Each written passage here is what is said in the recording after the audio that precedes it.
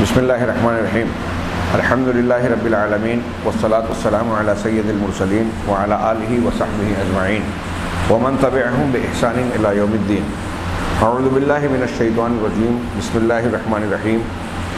یا ایہا الذین آمنوا اتقوا اللہ حق تقاتہ ولا تموتن الا وانتم مسلمون واعتصموا بحبل اللہ جميعا ولا تفرقوا واذکروا نعمت اللہ علیکم اذ کنتم اعداء فألف بین قلوبکم فاصبحتم بنعمتہ اخوانا وکنتم علی شفا حفرۃ من النار فانقذکم منہا کذالک یبین اللہ لکم آیاتہ لعلکم تہتدون۔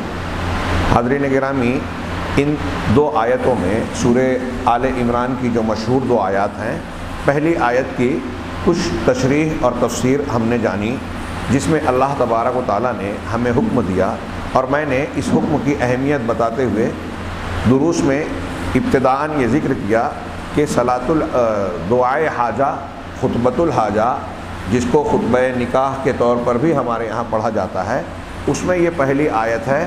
بار بار اس آیت کو دہرایا جاتا ہے۔ اللہ کی رسول اللہ صلی اللہ علیہ وسلم کی وصیت ہے یہ۔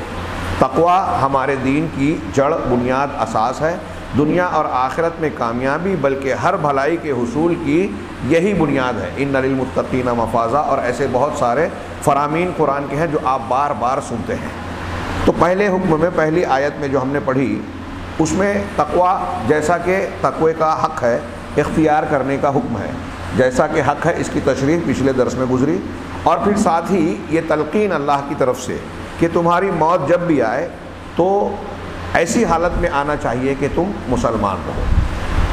یہ بھی بتایا گیا کہ اس کے لیے بندہ کیا کر سکتا ہے، اسے کیا کوشش کرنا چاہیے کہ جب بھی موت آئے تو ہم اللہ تبارک و تعالیٰ کے دین پر اطاعت اور فرما برداری کے رویے پر قائم رہیں۔ اس سلسلے میں بندے کو ہمیشہ چوکنا اور ہوشیار رہنا چاہیے کہ کبھی غلطی خطا بشری تقاضے سے کسی وجہ سے ہو بھی جائے تو فوراً لیٹ نہیں کرے، دیر نہ کرے کہ بڑھاپا آئے گا یا بعد میں سالوں بعد ہم توبہ کر لیں گے۔ نہیں، ہاں، کوئی نہیں جانتا کہ کب کس کی کہاں موت آئے، نہ جانے کس گلی میں زندگی کی شام ہو جائے۔ لہذا جب ہمیں یہ پتہ نہیں ہے تو ہمیں نیک کاموں کے سلسلے کو موقوف نہیں کرنا چاہیے، ملتوی نہیں کرنا چاہیے۔ اب اس کے بعد اللہ نے اگلا حکم دیا کہ پہلے آپ نے تقوی اختیار کیا، اپنے آپ کو اس بات کے لیے تیار رکھا کہ جب بھی موت آئے تو میں مسلمان رہوں، اسلام پر قائم رہوں۔ جب یہ دل کے اندر یہ صلاحیت پیدا ہو گئی اللہ کے ڈر کی، تو اب شریعت اور دین کو قبول کرنے کا، ہر حکم کو ماننے کا جذبہ پیدا ہوگا۔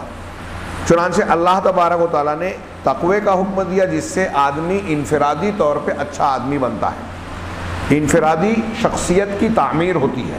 آپ متقی ہوئے، اس کا مطلب آپ اپنے کردار میں اندر اور باہر اچھے آدمی بن گئے، مومن بندے بن گئے۔ ابھی ایمان کے تقاضے مکمل نہیں ہوئے، کیونکہ اسلام انفرادیت کی تعلیم نہیں دیتا۔ انفرادی زندگی کی نیکیوں پر اکتفا کرنے والا کامیاب نہیں ہو سکتا۔ لہذا اللہ تبارک و تعالیٰ نے اب اگلا حکم دیا کہ جب آپ ٹھیک ٹھاک متقی پرہیزگار بن گئے تو اگلا حکم یہ عمل کرنا ہے، وَاعْتَصِمُوا بِحَبْلِ اللَّهِ جَمِيعًا، سب مل کر، وَاعْتَصِمُوا مضبوط پکڑ لو، بِحَبْلِ اللَّهِ، اللہ کی رسی کو، جمیعاً سب مل کر، اکٹھا، الگ الگ نہیں، آپ الگ میں الگ۔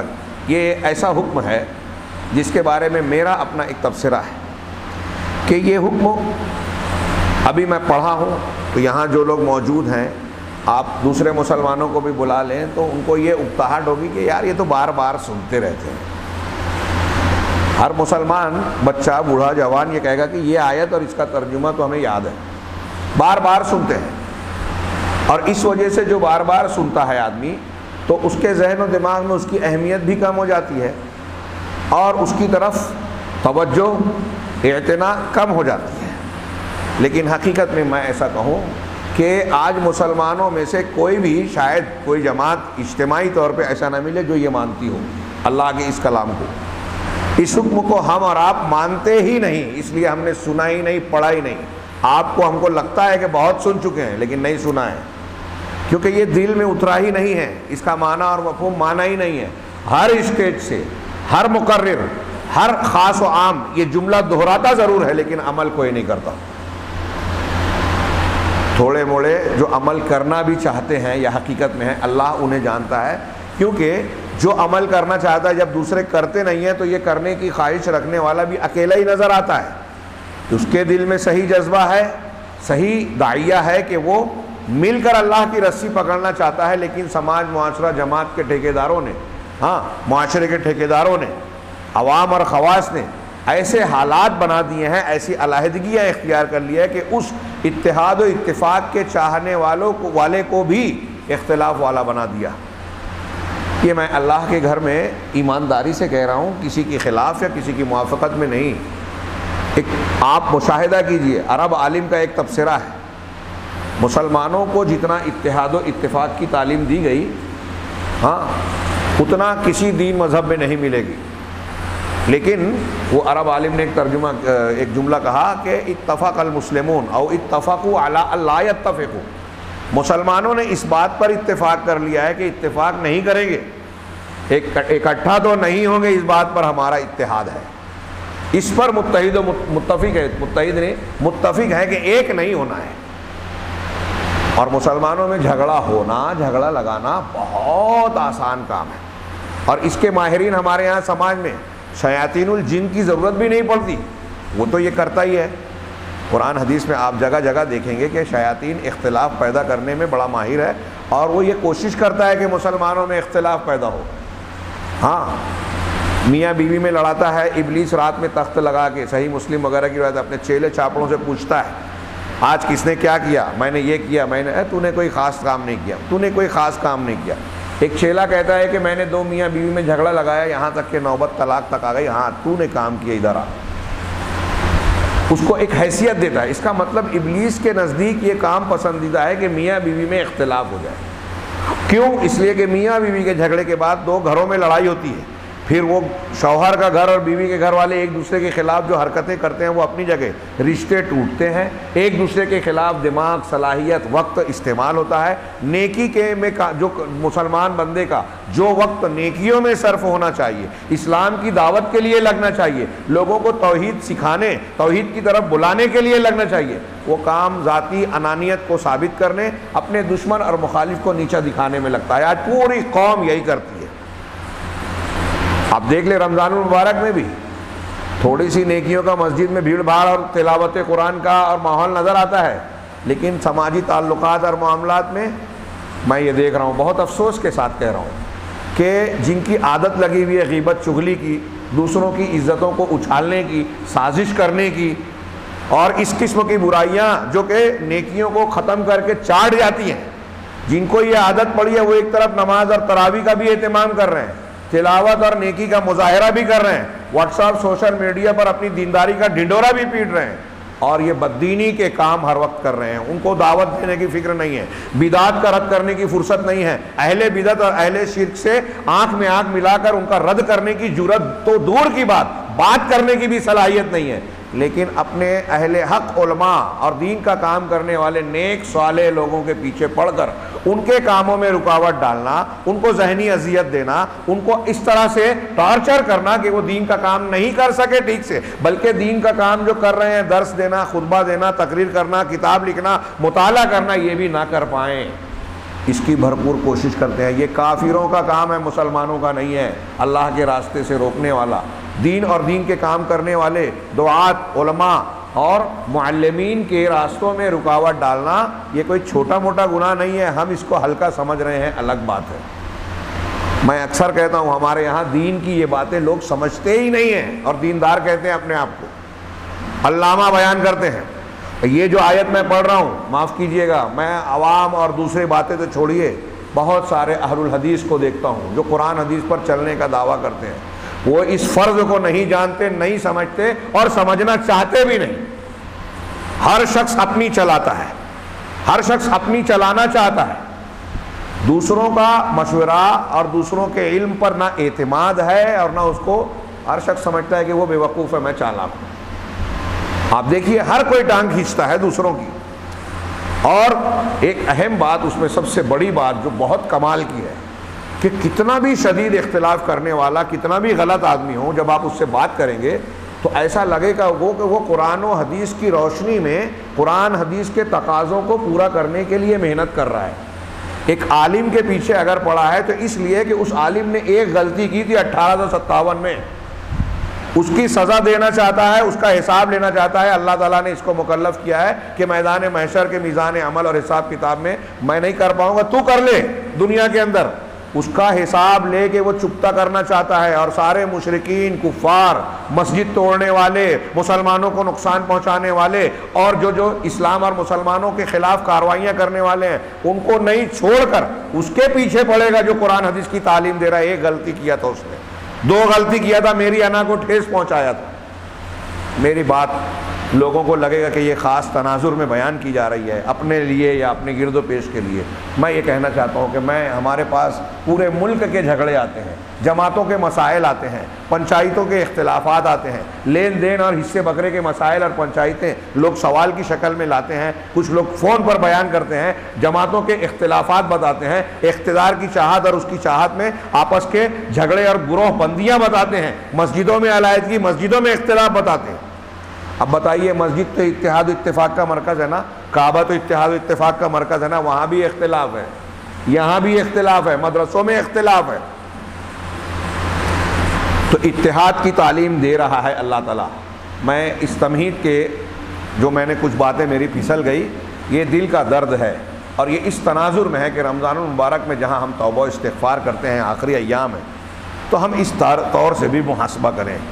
مسلمانوں پر جو عذاب ہے نا، آفتیں، مصیبتیں، پریشانیاں، وہ دین سے دوری، دین پر عمل نہ کرنے کی وجہ سے ہیں۔ اور ایک بات تو میں کہتا ہوں نا، جو اہل الحدیث بھی آج ماننے کو تیار، سمجھنے کو تیار نہیں ہے۔ آپ کتنی مثالیں، ابھی میں بولوں گا تو ہماری جماعت کے کچھ عام افراد بھی اس کی مثالیں واقعات اور حدیث کی شکل میں سنا دیں گے کہ صحابہ کرام میں ایسا ہوتا تھا کہ بعض سنتوں کو چھوڑ دیا اس مقصد کی وجہ سے کہ اس سنت پر اگر ہم سختی سے عمل کرنے جائیں گے تو اتحاد و اتفاق پر زر پڑے گی۔ صحابہ کا یہ مزاج تھا، کیونکہ قرآن حدیث، کیونکہ اتحاد اتفاق فرض ہے، لازم ہے، اس سے پوری جماعت اور پورے مسلمان امت کا فائدہ جڑا ہوا ہے۔ اور آپ اگر ایک سنت کو تھوڑی دن کے لیے رد نہیں کر رہے ہیں، مصلحتاً ٹال رہے ہیں کہ ابھی جیسے حضرت عبداللہ ابن مسعود نے حضرت عثمان سے بحث کی کہ مینا میں اللہ کے رسول صلی اللہ علیہ وسلم قصر پڑھتے تھے 2 رکعت، یہی سنت ہے۔ حضرت عثمان کی ان سے بحث ہوئی، حضرت عثمان پوری نماز پڑھنے کے قائل تھے کہ میں اپنے آپ کو مقیم سمجھتا ہوں، جبکہ مینا میں حاجی پر مقیم کے لیے بھی قصر ہے، لیکن حضرت عثمان غنی اس کے قائل تھے۔ ابن مسعود نے بحث کی، امیر المومنین تھے حضرت عثمان غنی رضی اللہ تعالیٰ عنہ۔ اب جب حضرت عثمان غنی نے 4 رکعت پڑھائی تو جماعت میں شریک ہو کر حضرت عبداللہ ابن مسعود نے 4 رکعت پڑھ لی۔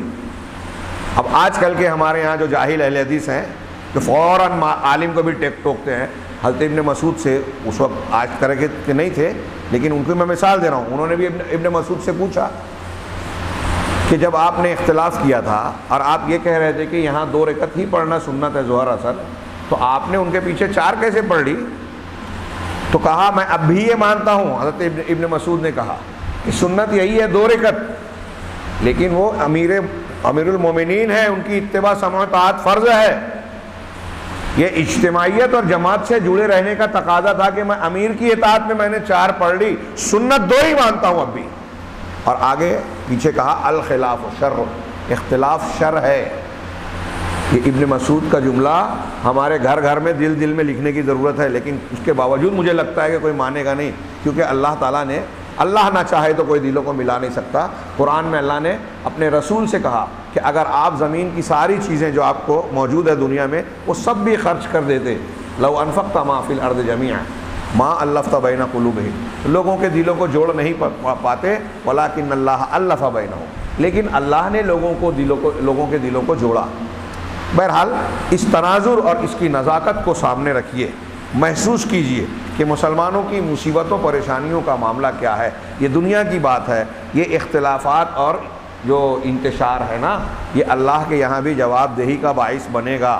اور اگر دین میں تفرقہ کوئی اختیار کر رہا ہے اتحاد کو توڑ کر، تو وہ تو جہنم کی وعید سنائی گئی ہے۔ اللہ کے رسول صلی اللہ علیہ وسلم سے اور آپ کے طریقے سے ہٹا ہوا ہے وہ شخص جو اختلاف فی الدین کرتا ہے، اور اس کا تذکرہ یہاں شیخ نے کیا ہے کہ اللہ کی رسی کو مضبوط پکڑ لو اور فرقہ فرقہ نہ بنو۔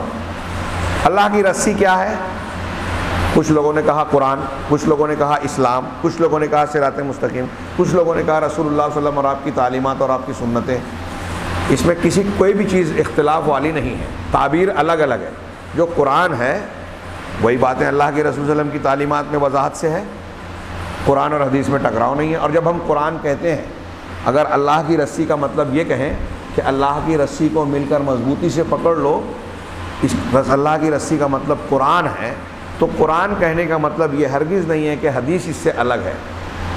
کچھ لوگوں کو دقت ہوتی ہے یہ کہنے میں، ایسا محسوس ہوتا ہے، اور خاص طور سے اس کو تو ضرور کہنا چاہیے تاکہ یہ انکار حدیث کے دروازے کی طرف لوگ نہ جائیں۔ اللہ کی رسی میں قرآن کے ساتھ حدیث بھی شامل ہے، کیونکہ وہ بھی اللہ کی کتاب کہی جاتی ہے۔ اللہ تعالیٰ نے قرآن میں کہا ہے کہ اللہ نے صرف اللہ کے رسول پر یہ الفاظ قرآن ہی نازل نہیں کیے، معنی حدیث اور سنت بھی نازل کیے۔ وما ينطق عن الهوى ان هو الا وحی یوحی۔ اور پھر اللہ نے سورہ قیامہ میں کہا کہ یہ قرآن ہماری ذمہ داری ہے کہ ہم آپ کو سکھائیں پڑھائیں۔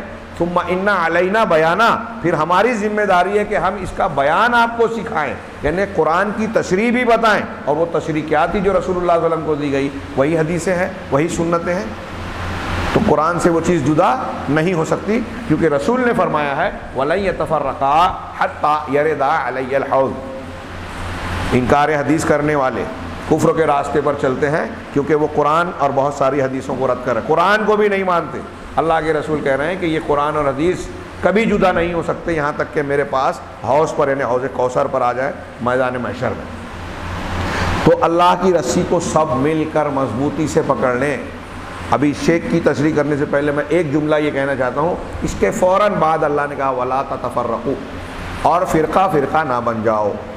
اس میں دونوں جملوں کو آپ جوڑیں، ملا کر دیکھیں کہ رسی کو، اللہ کی رسی کو مضبوط پکڑنا ہے اور فرقہ نہیں بننا ہے، تو یہ دونوں ایک دوسرے کی ضد ہوئے، یعنی فرقہ فرقہ اگر بنو گے تو رسی چھوٹی ہے اس کا مطلب، یا دوسرا کہ بنیاد ہے اللہ کی رسی کو اگر مضبوط پکڑو گے تو فرقہ فرقہ نہیں ہوگا مسلمانوں کے بیچ۔ کتنی سمپل بات ہے، اچھے علامہ ماننے سمجھنے کے لیے تیار نہیں ہیں، لوگ سمجھنے کے لیے تیار نہیں ہیں۔ اللہ کی رسی کو، قرآن اور حدیث کو مضبوط پکڑو گے تو فرقہ بندی نہیں ہوگی۔ یہ فرقہ بندی کا علاج ہے قرآن حدیث کو پکڑنا۔ یعنی اسی آیت میں اتحاد امت کی بنیاد اور مرکزی نقطہ بتایا گیا ہے۔ اب ہمارے یہاں حکومت الہیہ کو قائم کرنا ہے، اس کے لیے جو ہے طاقت چاہیے، طاقت کے لیے اتحاد چاہیے، اس لیے سارے مسلمان اپنے اپنے مسلک پر رہتے ہوئے شرک کر رہے ہو، بدعت کر رہے ہو، خرافات کر رہے ہو، توحید پڑھو، سب ایک ہو جاؤ۔ یہ دعوت چلتی ہے ہمارے یہاں۔ ارے کیا اختلاف میں پڑے ہو، فاتحہ کرو کہ نہ کرو، درود پڑھو کہ نہ پڑھو، ایک ہو جاؤ۔ یہ ہمارے یہاں کچھ لوگ مبلغین بولتے ہیں، جاہل ہیں وہ، اس آیت کو اور قرآن حدیث کو سمجھا نہیں ہے ان لوگوں نے۔ بہت ذمہ داری کے ساتھ کہہ رہا ہوں، ان تک میری آواز پہنچے تو غصہ آئے لیکن غور کریں کہ میری بات صحیح ہے یا غلط، دلیل کی بنیاد پر غور کریں تو یقین مانیے کہ وہ بھی مانیں گے کہ میری بات صحیح ہے۔ صحیح کیوں ہے؟ یہ قرآن کہہ رہا ہے کہ اللہ کی رسی کو مضبوط پکڑیے۔ آپ یہ کہہ رہے ہو کہ اللہ کی رسی کو پکڑو کہ مت پکڑو، ایک متحد ہو جاؤ۔ جو شرک کر رہا ہے، جو بدعت کر رہا ہے، اس نے رسی پکڑی ہی نہیں ہے، وہ قرآن حدیث پر قائم ہی نہیں ہے۔ ان کو یہ بات سمجھ میں نہیں آتی کہ انبیاء کی آپ آیت پیش کرتے ہو سورہ شورا کی کہ انبیاء کو ہم نے وصیت کی، محمد، ابراہیم، نوح، موسیٰ، عیسیٰ علیہ السلام کو، قرآن کی آیت کا ترجمہ اور مفہوم ہے، وصیت کی آپ کو بھی اور آپ سے پہلے نبیوں کو بھی، ہاں، ان اقیموا الدین ولا تتفرقوا فیہ، دین کو قائم کرو اور اس میں فرقہ نہ بن جاؤ۔ تو اقامت دین کی تعبیر یہاں سے لے لی اور کہا فرقہ مت بنو، تو فرقہ نہ بننے کا مطلب یہ لیا، کیا فرقہ نہ بننا یہ ہے کہ بریلوی بریلویت پہ رہے، صوفی صوفیت پر رہے، نقشبندی نقشبندیت پر رہے، اہل حدیث سلفیت پہ رہے، فلاں فلاں پر رہے، فلاں فلاں پر، اور سب اکٹھا رہے؟ یہ مطلب ہے؟ آپ دین کے قائم کرنے کا مطلب کیا سمجھ رہے ہو؟ یہ ان کے علامہ اور بڑے بڑے علماء خطاب کرتے ہیں کانفرنسوں میں، یہ دعوت دیتے ہیں، اس پر زور لگاتے ہیں، اور توحید کی دعوت دینے والے، اصلی اتحاد و اتفاق کی دعوت دینے والوں پر الزام لگاتے ہیں کہ دیکھو یہ امت میں انتشار اختلاف پیدا کرنا ہے، یعنی اہل الحدیث کو۔ یہ قرآن کی آیت کو پکڑا ہے اہل حدیث نے، یہ نہیں اور بھی آیتیں اور حدیثیں ہیں۔ کیا مطلب ہے؟ دین کو قائم کرنا کرو اور فرقہ فرقہ نہ بن جاؤ۔ دین کون سا دین قائم کرو؟ حضرت ابراہیم علیہ السلام، حضرت نوح علیہ السلام، حضرت موسیٰ عیسیٰ علیہ السلام اور محمد رسول اللہ صلی اللہ علیہ وسلم نے جو دین قائم کیا، کیا اس میں شرک تھا؟ کیا اس میں بدعات کی گنجائش ہے؟ اللہ کے نبی صلی اللہ علیہ وسلم یا کسی نبی نے، کسی صحابی نے کسی شرک کو برداشت کیا ہو؟ مثال بتائیے۔ اب آپ کے یہاں یہ چلتا ہے کہ شرک اور بدعت ہو رہی ہے، آنکھیں بند کر لو، یہ بھی صحیح ہے، یہ بھی صحیح ہے۔ ہمارے شیخ عبد الغنی رحمہ اللہ، مولانا عبد الغنی صاحب رحمہ اللہ کہتے تھے کہ بھائی ان کی دعوت ایسی ہے، ماجون مرکب گئیو گابن بیلو گابن، گائے بھی گابن بیل بھی گابن، دونوں چلے گا۔ ہاں، ماجون مرکب یہ دین نہیں ہے۔ دین کے لیے جرأت، آپ حکومت میں توحید کی بات کرتے ہو کہ طاغوت کا حکم نہیں چلے گا، اور وہاں لڑنے کی بات کرتے ہو، جہاں آپ کی طاقت نہیں ہے وہاں لڑنے کی بات کرتے ہو، اور یہ قبر پرستوں کو، شخصیت پرستوں کو، تعزیہ پرستوں کو، امام پرستوں کو، مشائخ پرستی کرنے والے صوفیہ کو، ان کو آپ باطل اور شرک کو شرک کہنے سے ڈرتے ہیں کہ اختلاف ہوگا۔ آپ غور کیجئے، یہاں قرآن کی آیت جو کہہ رہی ہے، میں جو سمجھانا چاہ رہا ہوں کہ یہ اتحاد و اتفاق کی دعوت کے ساتھ ساتھ اس آیت میں نقطۂ اتحاد، مرکز اتحاد، اتحاد کا پلیٹ فارم بھی اللہ نے مقرر کر دیا، آپ نے نہیں کیا۔ اتحاد کا پلیٹ فارم کیا ہے؟ حبل اللہ، اللہ کی رسی۔ اللہ کی رسی کیا ہے؟ امام ابو حنیفہ ہے؟ نہیں۔ امام شافعی ہے؟ نہیں۔ امام مالک ہے؟ نہیں۔ امام فلاں ہے؟ نہیں۔ امام بخاری، امام مسلم؟ نہیں۔ شیخ عبد القادر جیلانی، امام رفاعی، سحر وردی، ہاں، اور فلاں امام، فلاں بزرگ، فلاں شخصیت؟ نہیں۔ کائنات میں روئے زمین پر کوئی بھی عالم ہو، اس سے پوچھئے کہ اللہ کی رسی کے معنی میں کوئی امام، کوئی مفتی، کوئی شیخ طریقت شامل ہے کیا؟ میرے علم کے مطابق تو شاید کوئی یہ جرأت نہیں کرے گا کہ یہاں اس کی تفسیر یہ کرے۔ اب اللہ کی رسی کو مل کے مضبوط پکڑنا ہے کا مطلب قرآن اور حدیث۔ اب قرآن و حدیث کو پڑھنے کی فرصت ہی نہیں ہے۔ ہمارے یہاں لوگ یہ پھیلاتے ہیں کہ قرآن حدیث سب کو سمجھنے کی چیز نہیں ہے۔ ٹھیک ہے، سب ایک جیسا نہیں سمجھ سکتے، لیکن ہدایت کی بنیادیں تو قرآن حدیث سے ہی سمجھیں گے۔ عام مسئلہ بھی عام آدمی پوچھے گا تو قرآن حدیث سے ہی پوچھے گا۔ عالم تو عالم ہے نا، کہ عالم بھی تقلید کرے گا۔ اگر آج دنیا میں جتنے بھی انسان ہیں سب ہی جاہل ہیں، قرآن حدیث کوئی سمجھ نہیں سکتا، تو اللہ تعالیٰ نے جو قرآن کہا ہے کہ ہم نے اس قرآن کو آسان کیا ہے نصیحت کے لیے، ہے کوئی نصیحت حاصل کرنے والا، یہ قرآن لوگوں کے لیے ہدایت ہے، تو کیا اللہ کی یہ باتیں غلط ہے؟ آپ کہہ رہے ہو کہ قرآن تو سمجھ ہی نہیں سکتا کوئی، جو سمجھنے والے تھے وہ دنیا سے چلے گئے، 4 امام تھے چلے گئے، اب انہی 4 میں سے کسی کی تقلید کرنی ہے، تو اب ہم عمل کیسے کریں؟ آپ کہتے ہو کہ قرآن کہتا ہے تقلید کرو، فَاسْأَلُوا أَهْلَ الذِّكْرِ، اہل ذکر سے پوچھو، ان کنتم لا تعلمون، اگر تمہیں علم نہیں ہے تو ٹھیک ہے امام حنیفہ امام شافعی سے میں کیسے سوال کروں؟ آپ کہتے ہو کہ اس کا مطلب یہ ہے کہ تقلید کرو، جاہل آدمی عالم کی تقلید کرے گا، ٹھیک ہے، جاہل عالم کی طرف رجوع کرے گا، شریعت کے مسئلہ اسی سے سیکھے گا، سمجھے گا، ہم بھی مانتے ہیں۔ اگر آپ اسے تقلید کہہ رہے ہو اور آپ فرض آپ تو یہ نہیں کہہ رہے ہو نا کہ جو زندہ عالم ہے اس کی تقلید کر رہے ہو، یا جو عام جاہل آدمی جس عالم کے پاس جا رہا ہے اس کی تقلید کر رہا ہے، کیا نہیں؟ آپ کہتے ہو امام حنیفہ کی تقلید کر رہا ہے، تو امام حنیفہ رحمۃ اللہ علیہ کے سے مسئلہ پوچھنے کے لیے میں جا سکتا ہوں کیا؟ میں تیار ہوں ان کی تقلید کرنے کے لیے، تو بتائیے کہ میں ان سے مسئلہ پوچھ سکتا ہوں؟ تو آپ کہیں گے نہیں وہ تو مر گئے ہیں نا، انتقال ہو گیا ہے، تو آپ کس سے پوچھیں گے؟ ان کی کتابیں ہیں، امام حنیفہ رحمۃ اللہ علیہ کی کتابیں کہاں ہیں؟ تو زیادہ تر محقق حنفی علماء کا بھی کہنا ہے کہ ان کی اپنی لکھی بھی کوئی کتاب نہیں ہے، بعد میں تیار کی گئی ہے، وہ مسند ابی حنیفہ بہت بعد میں کسی عالم نے لکھ کے ان کی طرف نسبت کر دی۔ ان کی باتیں ان کے شاگردوں نے، قاضی ابو یوسف اور امام محمد نے محفوظ کی، اور خود امام محمد اور امام ابو یوسف امام ابو حنیفہ سے دین کے 2/3 مسائل میں اختلاف رکھتے ہیں، 2/3، 2/3۔ تو اب میں ان کتابوں کو مانوں تو کس کی بات کو مان رہا ہوں؟ قاضی ابو یوسف کی مان رہا ہوں، امام محمد کی مان رہا ہوں، کہ امام حنیفہ کا؟ تو پھر مقلد امام حنیفہ کا کیسے ہوا؟ اچھا تھوڑی دیر کے لیے قرآن حدیث میں نہیں سمجھ سکتا، آپ نہیں سمجھ سکتے، وقت کا علامہ نہیں سمجھ سکتا. اب اتنے بڑے بڑے ادارے ہیں، ازہر ہند دیوبند، وہاں کے مفتی صاحب، وہاں کے بڑے بڑے علماء، وہ بھی تقلید کر رہے ہیں. تو جب آپ مفتی ہیں، شیخ الحدیث ہیں، علامہ ہیں، ہم پورا احترام کرتے ہیں آپ کا، لیکن میرے دل میں ایک سوال ہے کہ جب آپ اتنے بڑے عالم ہیں، آپ بھی قرآن حدیث نہیں سمجھ سکتے تو پھر عالم کیوں ہیں؟ اگر قرآن حدیث کوئی نہیں سمجھ سکتا تو وہ عالم نہیں ہے. آپ بولو مت کہ آپ عالم ہو، مفتی ہو، شیخ الحدیث ہو. اور اگر آپ قرآن حدیث سمجھ سکتے ہو تو پھر تقلید کیوں کرتے ہو؟ قرآن حدیث سے دین لو. اچھا آپ قرآن حدیث نہیں سمجھ سکتے اور امام حنیفہ رحمہ اللہ یا امام شافعی رحمہ اللہ کی جو کتابیں ہیں اس کو سمجھ سکتے ہو. دنیا میں پوچھئے، علماء سے پوچھئے آپ کہ قرآن حدیث کی عربی اور سمجھنا زیادہ آسان ہے یا فقہ کی کتابوں کا سمجھنا زیادہ آسان ہے، تو آپ کو یہ لوگ بتائیں گے کہ قرآن حدیث کی عبارتیں بلاغت فصاحت کے اعلیٰ ترین معیار پر ہونے کے باوجود عام انسان کی بھی کافی کچھ سمجھ میں آ جاتی ہے، علماء کو اور زیادہ سمجھتی ہے.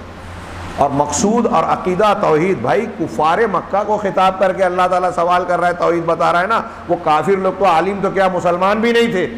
آج کتنے غیر مسلم قرآن پڑھ کے اسلام قبول کرتے ہیں تو سمجھتے ہیں جب اسلام قبول کرتے ہیں نا. اب اسلام قبول کر لیا قرآن پڑھ کے، اب قرآن پڑھ کے مسلمان تو ہو گیا. آپ مسلمان ہونے کے بعد بولتے اب قرآن نہیں پڑھ سکتے سمجھ کر، یہ علماء کا کام ہے، تم خالی تقلید کرو. ہے نا حماقت کی بات کہ ایک غیر مسلم قرآن پڑھ کے مسلمان ہو گیا سمجھ کے. اب جب سمجھ کے مسلمان ہوا تو آپ بولتے ہو کہ اب قرآن سمجھ کے نہیں پڑھ سکتے، اب 4 امام میں سے کسی امام کی تقلید کرنی ہے.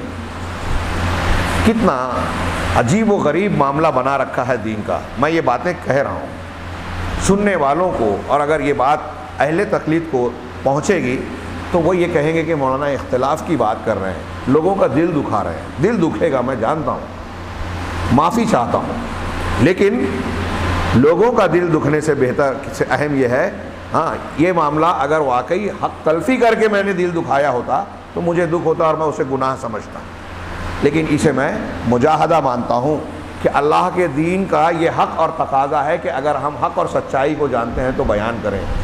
آپ سوچئے کہ حضرت امام حنیفہ، امام شافعی، امام مالک، ہم ان کی بے عزتی نہیں کرتے، ان کو امام مانتے ہیں، ان کے ذریعے سے دین کو سمجھنے کی بات بھی کرتے ہیں کہ دین سمجھنے کے لیے علماء کی تشریحات اور ان کے رہنمائی بہت مفید اور ضروری ہے. لیکن یہ ان اماموں کا بھی خود کہنا ہے جو ہم کہہ رہے ہیں، یہی ہمارا گناہ ہے، جو انہوں نے کہا وہی ہم کہہ رہے ہیں کہ اگر قرآن اور حدیث سے کوئی بات ثابت ہو جائے، صحیح حدیث مل جائے تو وہی میرا مسلک ہے. امام ابو حنیفہ رحمہ اللہ، علماء سے پوچھو، حنفی علماء بھی کہیں گے کہ یہ قول ان کا ہے کہ نہیں ہے، اور وہی بات تو میں کہہ رہا ہوں. کیوں آپ کو برا لگ رہا ہے؟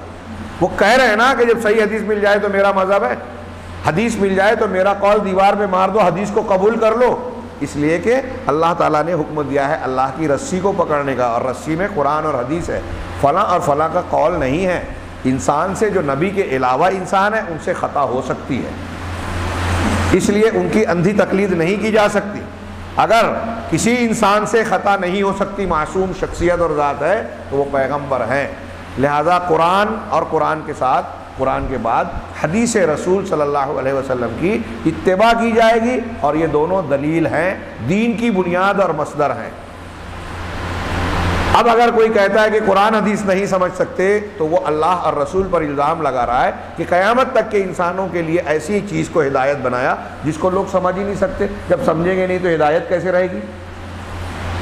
اور آپ اسے نہیں سمجھ سکتے تو فقہ کی کتابوں کو کیسے سمجھ سکتے ہیں؟ اور جو آدمی امام حنیفہ کی حنفی فقہ کی کتابوں کو سمجھ سکتا ہے، شافعی فقہ کی، مالکی اور حنبلی فقہ کی کتابوں کو سمجھ سکتا ہے، وہ قرآن حدیث کو کیوں نہیں سمجھ سکتا؟ میں نے بتایا کہ یہ فقہ کی کتابیں قرآن حدیث سے زیادہ مشکل ہیں.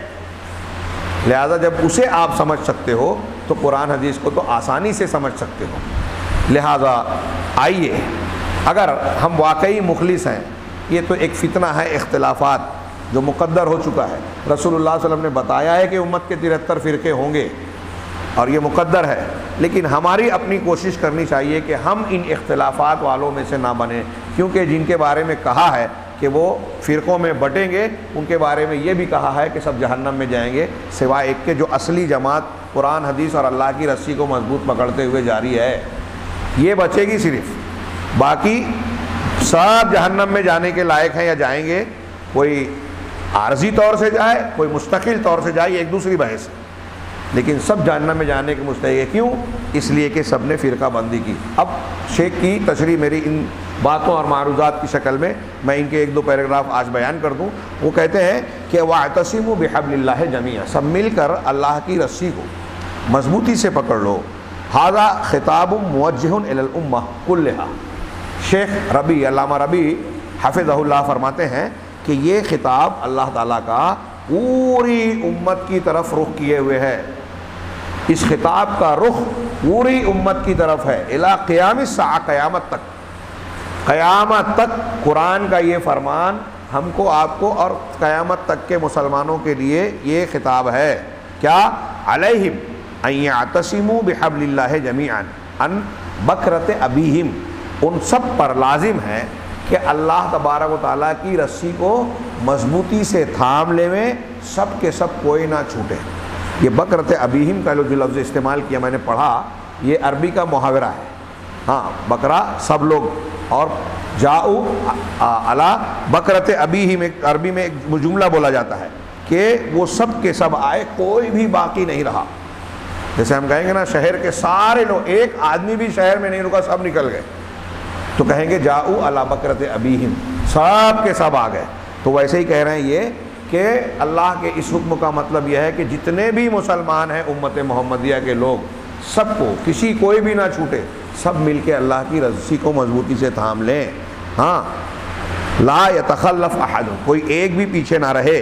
ہاں، کل واحد منا مکلف بہذا الامر العظیم، ہم میں سے ہر شخص اس عظیم امر کا، اس عظیم حکم کا مکلف ہے، اور وہ حکم کیا ہے؟ الاعتصام بحبل اللہ، اللہ کی رسی کو پکڑنا۔ کیسے؟ جمیعاً، سب مل کر، سب مل کر یعنی ساری امت کے لیے یہ کہا گیا ہے۔ وَيَتَنَاوَلُ الْإِسْلَامَ كُلَّهُ، اور اللہ کی رسی کے معنی میں پورا اسلام داخل ہے، پورا اسلام داخل ہے، کیونکہ اللہ نے کہا ہے ادخلوا فی السلم کافہ، اسلام میں پورے کے پورے، پورے اسلام میں پورے کے پورے داخل ہو جاؤ، یعنی لا تترکوا من الاسلام شیئا، اسلام کی کوئی بھی تعلیم کو مت چھوڑو، تمسکوا بہ واعتصموا بہ، اس کو مضبوطی سے پکڑ لو اور اچھی طرح سے تھام لو، اپنے دانتوں سے جکڑ لو، پورے اسلام پر جم جاؤ۔ یعنی ایک تو یہ کہ پوری امت کو یہ عمل کرنا ہے اور پورے دین کے ساتھ کرنا ہے۔ ہمارے یہاں دونوں معاملے میں کیا ہوتا ہے، یا تو وہ الگ اللہ کی رسی کو پکڑنے کے دعوے دار ہیں، وہ الگ ہے، وہ الگ ہے، تو یہ ایک امت بھی اکٹھا نہیں ہے، اور جو لوگ دین کو پکڑے ہوئے ہیں، آپ دیکھیے کہ کوئی ایک حصہ پکڑ لیا، کچھ لوگوں نے فضائل پکڑ لیا تو مسائل میں نہیں پڑھتے، فضیلت پر عمل کر رہے ہیں، لوگوں کا حق کھا رہے ہیں، مار رہے ہیں، ہڑپ رہے ہیں، بہن کو نہیں دیں گے، بھائی کو نہیں دیں گے، کیونکہ ان کو یہ پڑھا دیا گیا ہے کہ تم فلاں عمل کر لو گے تو سارے گناہ معاف، تو ان کو لگتا ہے کہ ہم بہن کا حصہ کھا لیں گے تو اللہ یہ فلاں فلاں ذکر و اذکار کر لیں گے، اتنی رکعت نماز پڑھ لیں گے، ہاں حج عمرہ کر لیں گے، سب صاف ہو جائے گا، لوگوں کا کھا کے کچھ صدقہ و خیرات دیں گے تو وہ کور ہو جائے گا۔ یہ دنیا کا، گورنمنٹ کا معاملہ نہیں ہے۔ ہاں، فلموں میں، کہانیوں میں جو بتایا جاتا ہے کہ امیروں کو کہ یہاں ڈاکہ ڈالتا ہے ایک آدمی اور آگے غریبوں میں بانٹتا ہے تو غریب اس کو جو ہے بڑا نیک دھرماتما فلاں فلاں لقاب اور خطاب دیتے ہیں، بڑا نیک آدمی ہے۔ اب قانون پولیس کے حساب سے تو مجرم ہوتا ہے، اب پولیس والے جب اس کو گرفتار کرتے ہیں تو یہ جو جن پر خرچ کرتا ہے وہ اس کا ساتھ دیتے ہیں، تو گورنمنٹ اس کے ساتھ نرمی برتتی ہے کہ لوگوں میں مقبول آدمی ہے، الیکشن جیت گیا تو پھر چھوڑ دو۔ یہ اللہ کا کاروبار معاملہ ایسا نہیں ہے۔ اگر کسی کا حق ہڑپ کیا ہے آپ نے، میں ان کی جیب سے پیسہ زبردستی چھینوں، ایک بات، ان کی جیب سے چھینوں، انہوں نے تنخواہ حاصل کی، ان کی جیب میں 500 روپئے ہیں، میں نے 500 روپیہ چوری کر لیا، نکال لیا، اور آ کے 2 گھر ایسے ہیں جہاں فاقہ ہو رہا ہے، 250 روپیہ میں نے دے دیا، تو ان دونوں کو 250 دینے کی وجہ سے کیا میں نیک ہو گیا؟ اللہ کی رسی کو مضبوط پکڑنے والا کہلاؤں گا؟ یا وہ 250 دے دے، میں نے نہیں کھایا ابھی یہ الگ بات ہے کہ ابھی جب میں جس کے لیے مثال دے رہا ہوں وہ تو خود کھانا چاہتے ہیں، کھا نہیں پائیں گے، وہ مر جائیں گے، حصہ بکرا میں ہڑپ کرنے والے پراپرٹی سنبھالنے میں زندگی کھپا دیتے ہیں اور مر جاتے ہیں۔ ان کے باپ بیٹے بھائی جو ہیں وہ لڑتے ہیں بعد میں یا مزہ لیتے ہیں، اور یہ اللہ کے پاس حساب دیتا ہے۔ عجیب بے وقوف لوگ ہوتے ہیں، مجھے تو سمجھ ہی میں نہیں آتا کہ کیسے مسلمان ہیں۔ ابھی ہمارے شہر میں لوگ بتاتے ہیں ایک 25-30 سال ہو گئے کیس لڑے ہوئے، کیس لڑنے والا آدمی ناحق ناجائز طور پر، نام بھی نہیں لے رہا ہوں اور تفصیل بھی نہیں، ناجائز طور پر مطالبہ کیا اپنے چچا زاد بھائیوں کی پراپرٹی میں، غلط دعویٰ کیا کورٹ میں۔ ان لوگوں نے کہا چلو ٹھیک ہے یار، تیار ہو جاؤ، جو ان کا مطالبہ ہے۔ ان کا کچھ مطالبہ مان لیا، کورٹ میں ایکسیپٹ بھی کر لیا، انہوں نے دے بھی دیا ڈگری۔ اب ان کو اور کچھ مسائل لگے تو اس میں اور اڑتھڑا ڈالا، لیکن اب اڑتھڑا ڈالا اور جس آدمی نے کیس کیا تھا وہ مر گیا۔ ابھی لوگوں نے بتایا کہ وہ 25-30 سال سے کیس لڑ رہا تھا، مر گیا، 1 روپیہ لے کے نہیں جا سکا، 1 انچ زمین جس کے لیے لڑ رہا تھا نہیں لے جا سکا نا۔ اب اس کا بیٹا کیس کر رہا ہے اپنی اگلی نسل۔ یہ ایک گھر میں نہیں ہے ہمارے یہاں معاملہ، اور خاص طور سے کل ایک صاحب نے مجھے بتایا کہ مجھے میرے ددیال کی طرف سے بہت پراپرٹی ملنی تھی، میرے والد کو حصہ نہیں ملا، ننیہال کی طرف سے ملنی تھی، حصہ نہیں ملا، میری خالہ کے یہاں معاملہ ہوا، ہماری والدہ کا اس میں بول رہے تھے دیں گے، نہیں دیا۔ 4-5 گھرانے کے بعد تو میں نے ان سے ایک بات کہی، سوال کیا کہ جتنے گھرانے والوں نے حصہ نہیں دیا ہے وراثت میں، وہ سماج اور معاشرے میں بڑے دیندار سمجھے جاتے ہیں؟ کہا ہاں، دین سر پہ اور کاندھوں پہ اٹھائے رہتے ہیں۔ میں نے کہا یہ ان کی غلط دینداری، ان کے علماء نے دین غلط بتایا ہے کہ حصہ مار لو اور یہ کام کر لو سب صاف ہو جائے گا، یہ غلط ہے۔ یہ جو نیکیاں کر رہے ہیں نا، نماز روزہ، یہ قیامت کے دن ان کو دیں گے جن کا حصہ مارا ہے، لکھ لے وہ، کہ میں نہیں کہہ رہا ہوں، قرآن اور حدیث کہہ رہے ہیں۔ صحیح مسلم کی حدیث ہے کہ ایک شخص نماز روزہ زکوٰۃ لے کر آئے گا، لیکن کسی کا مال ہڑپ کیا ہوگا، کسی کو ظلم کیا ہوگا، کسی پر الزام لگایا ہوگا، کسی کی غیبت کی ہوگی، سب آئیں گے، اللہ مجھ پر یہ ظلم کیا تھا، ہاں ٹھیک ہے تمہارا یہ حق تھا، اس نے لیا تھا، اس کی جو نماز روزے کی نیکیاں ہیں نا، یہ اس پر اتنا تمہارا اتنا حق بنتا ہے، یہ لے لو۔ اس کی نیکیاں نکال کے حقداروں کو دیتا جائے گا، یہ نیکیاں ختم، پھر بھی حقدار باقی رہیں گے۔ تو اب نیکیاں تو نہیں ہے، کیا دے گا؟ تو ٹھیک ہے جتنا حق ہے اتنا اس حقدار کے گناہوں میں سے گناہ نکال کے اس کو جو ہے ٹرانسفر کیا جائے گا اس کے اکاؤنٹ میں، اس کے اکاؤنٹ سے اس کے اکاؤنٹ میں برائیاں جائے گی، اور اس کی خود کی نیکیاں دوسروں کے اکاؤنٹ میں ٹرانسفر ہو جائیں گی۔ یہاں سے ٹرانسفر ایسے نہیں ہوتی، لیکن ہو جائے گی وہاں حق۔ یہ جو میں بیان کر رہا ہوں، جا کے علماء سے پوچھئے اور ان دینداروں سے پوچھئے۔ 20-20 سال کیس چل رہا ہے، 50-50 20-20 25-25 پنچایتیں ہو جاتی، مسئلہ حل نہیں ہوتا۔ کیوں نہیں ہوتا؟ پنچایتوں میں مسئلہ حل کیوں نہیں ہوتا؟ اس لیے کہ دین اور شریعت کے مطابق انصاف کرنے کا ارادہ کچھ لوگوں کا نہیں ہوتا۔ اگر آج ایک آدمی یہ طے کر لے کہ اللہ کے دین کے مطابق مجھے فیصلہ کرنا ہے، تو 1 دن 2 دن 3 دن مسئلہ حل ہو جائے گا، حساب کرنے میں اور معاملہ نپٹانے میں، حساب کتاب میں جو ٹائم لگے گا، مسئلہ حل کرنے میں اتنی دیر نہیں لگے گی۔ میں جو کہہ رہا ہوں یہ سب اللہ کو عذاب دینے والے امور ہمارے سماج اور معاشرے میں موجود ہیں۔ یہ چاہتے ہیں اگر کہ ہمارے شہر سے مندی دور ہو، بے روزگاری دور ہو، مسلمانوں میں خوف اور آپس کے اختلاف اور جھگڑوں کا خاتمہ ہو، اللہ کی رحمت آئے، تو یہ حقوق ادا کریں۔ یہ نوافل اور سنن، حقوق ہڑپ کرنے کے بعد نوافل سنن اور ذکر و اذکار سے وہ صاف نہیں ہوگا صاف ہو۔ کہ میں ہوا میں بات یا ہوائی بات نہیں کر رہا ہوں، اس پر جو میری بات ہے دلائل ہے، میں کہہ رہا ہوں کہ جن لوگوں کو میری اس بات پر اعتماد نہ ہو وہ اپنے معتمد علماء کے پاس جائیں اور پوچھیں کہ کیا یہ حدیث میں ہے یا نہیں ہے، قرآن میں ہے یا نہیں ہے۔ حقوق اللہ، حقوق العباد کو اللہ تبارک و تعالی صرف نوافل پڑھنے سے معاف کر دے گا کیا؟ اور توبہ بھی کوئی اگر بندہ آگے مسجد میں کر رہا ہے تو جو اللہ کا حق ہے آپ گڑگڑا رہے ہیں تو توبہ قبول ہو جائے گی، سچے دل سے، ندامت سے، آئندہ گناہ کا ارادہ نہ ہو کہ میں کبھی نہیں کروں گا، عزم ہو تو توبہ قبول ہو جائے گی۔ کس گناہوں کے بارے میں؟ جو اللہ کے اور بندے کے بیچ ہے۔ لیکن اگر بندے کا حق کوئی آپ نے مار رکھا ہے اور وہ اللہ سے بولے کہ مجھے معاف کر دو، تو یہ پوری توبہ قبول نہیں ہوگی جب تک کہ آپ بندے سے وہ معاملہ صاف نہ کر لیں، اس سے بری نہ ہو اپنے آپ کو کروا لیں۔ کیا یہ میں غلط کہہ رہا ہوں؟ یہ دین ہے، مسئلہ ہے، لیکن آپ نے دماغ بنا دیا کہ مسئلے میں مت پڑھو، فضیلت دیکھو، فضائل دیکھو، مسائل مت دیکھو۔ ایسی دینداری نے حق حقوق کے گڑبڑ پیدا کر رکھی ہے پورے سماج اور معاشرے میں۔ میں بہت بڑی بات کہہ رہا ہوں، اور ہو سکتا ہے کہ میری یہ بات سننے کے بعد ان کے کچھ علماء کو بھی بہت برا لگے، لیکن میں ان سے بھی گزارش کروں گا کہ غور کریں، اپنے عوام کو یہ بتائیں کہ لوگوں کو ان کا حق ادا کرو۔ کمزوروں کو، خاص طور سے بہنیں ہیں، بیٹیاں ہیں، کمزور بھائی ہیں، جن کے حق کو گھر کے طاقتور شخص نے ہڑپ کر رکھا ہے، ہاں ان کو حکم دو، بتاؤ قرآن حدیث۔ اور ایسے بھی واقعات ہوتے ہیں کہ ایک آدمی نے اپنے قبضے میں کر رکھا ہے، کمزوروں کو نہیں دے رہا ہے، لیکن اسی کی موت ہو گئی تو اب اس کے بیٹے جو ہے کمزور ہو گئے۔ قرآن میں اللہ نے کہا ہے تم دوسروں کے بچے اور یتیموں کے ساتھ اگر کوئی معاملہ کرتے ہو تو سوچو کہ اگر تم جوانی کی حالت میں تمہارے چھوٹے چھوٹے بچے ہوں اور تمہاری موت ہو جائے تو تمہارے بچوں کے ساتھ کیا ہوگا، تم کیا چاہو گے کہ لوگ کیسا سلوک کریں۔ جیسا تم اپنے بچوں کے بارے میں سوچتے ہو، دوسروں کے بارے میں بھی سوچو اور یتیموں کے ساتھ اچھا سلوک کرو۔ بات تھوڑی سی پھیل گئی، لیکن میں سمجھتا ہوں کہ اہمیت کی حامل ہے کہ پورے دین پر عمل کیا جائے۔ ایک چیز کو لے کر ایک چیز چھوڑ دو، فضائل لے لو، مسائل چھوڑ دو، سیاسی دین کو لے لو، بقیہ معاملات اور عقائد کی باتوں کو چھوڑ دو۔ آج تو لوگوں نے عقیدے کو چھوڑ رکھا ہے، کچھ سنتوں اور کچھ اعمال کو، فضیلت کو لے لیا، اور عقائد کو، توحید کو جو دین کی بنیاد ہے، لوگوں نے اسے چھوڑ دیا۔ وہی شیخ کہہ رہے ہیں کہ پورے دین کو پورے لوگ مل کر مضبوطی سے پکڑو، اور اس کے لیے تعلیم حاصل کرو کہ پورا دین کیا ہے، دین کی بنیاد اور زیادہ اہم چیزیں کیا ہے۔ ولا تفرقوا، اور فرقوں میں نہ بٹ جاؤ۔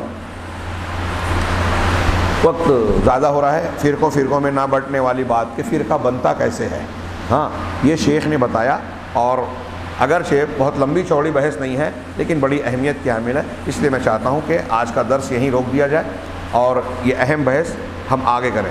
شیخ کے دروس کا آگے بھی میں نے مطالعہ کیا، ہاں یہ ہماری تیسری مجلس ان کی چل رہی ہے رمضان کی، لیکن اب وہ لکھنے میں اور پھر میرے بیان میں فرق ہے تو کچھ تفصیل ہو گئی، لیکن آگے کے بھی دروس میں نے جو دیکھے اس میں بڑے اہم بہت ایسے مباحث ہیں جو ہمارے دلوں کو جھنجھوڑنے والے بھی ہیں اور آج کے ماحول کی ضرورت ہے۔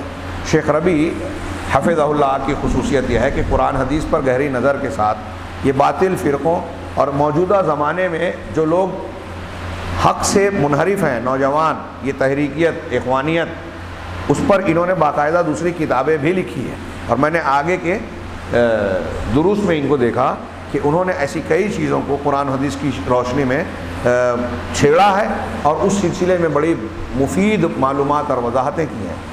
اور یہ جب میں نے پڑھا تو اب ہمیں محسوس ہو رہا ہے کہ ہم رمضان کے آخری ایام سے گزر رہے ہیں، 2-4 دروس شاید مزید ہو سکیں، ہاں اور وہ دروس باقی رہ جائیں گے۔ ہم مشورہ کریں گے ذمہ داران سے اور کوشش کریں گے کہ یہ سلسلہ رمضان کے علاوہ یا کسی ایسے موقع سے بھی چلتا رہے کہ ہمارے لیے یہ دروس اور اسباب جو بہت ضروری ہے وہ سامنے آئیں۔